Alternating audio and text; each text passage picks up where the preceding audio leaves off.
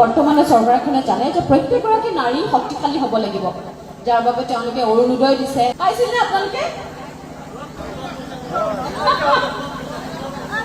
গোটৰ পইচা কি কামত লগাইছে? এতিয়া কামত লাগিছে নে? কিবা লাগিছে? হাঁহ কুকুৰা পুহিছে নেকি? আৰু কি কৰিছে? আচাৰ বনাইছে নেকি? কাপোৰ কৈছে?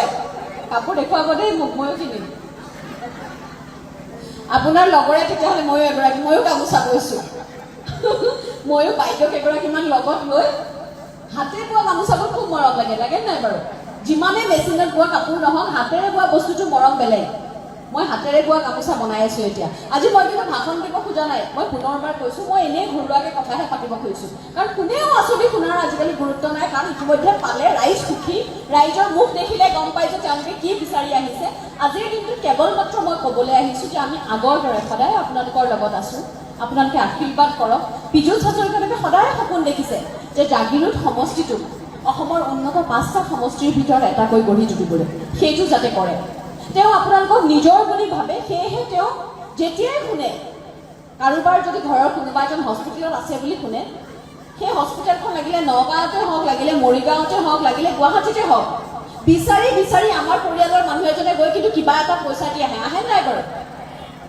এইটো কিন্তু একেবাৰে সহজ কথা নহয়। এই পইচাকেইটা কিন্তু চৰকাৰী আঁচনি নহয়, এই পইচাকেইটা পীযুষ হাজৰিকাদেৱে নিজে কষ্ট কৰি ঘটা পইচা, তেওঁ ব্যৱসায়ৰ পইচা।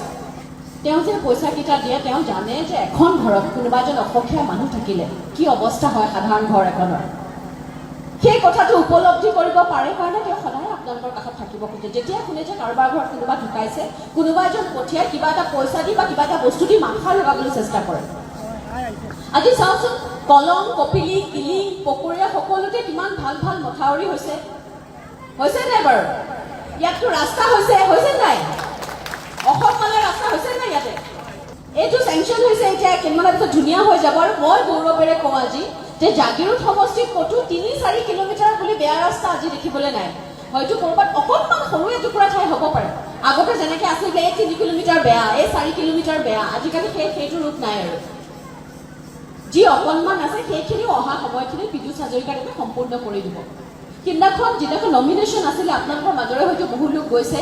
উভতি আহোঁতে মোৰ ইমান ভাল লাগিছে, আমি অলপ বেলেগ এটা ৰাস্তা দি আহিলোঁ, কাৰণ গোটেই ৰাস্তাত মানুহ। গাঁৱৰ ভিতৰৰ ৰাস্তা, কিন্তু বিশ্বাস কৰক গুৱাহাটী চহৰতকৈও ধুনীয়া। মোৰ ইমান ভাল লাগিছে, মই ভাবিছোঁ গাঁৱৰ মানুহখিনি কম ভাল লাগেনে বাৰু যে এইটো আমাৰ ঘৰ আৰু এইটো আমাৰ ৰাস্তা।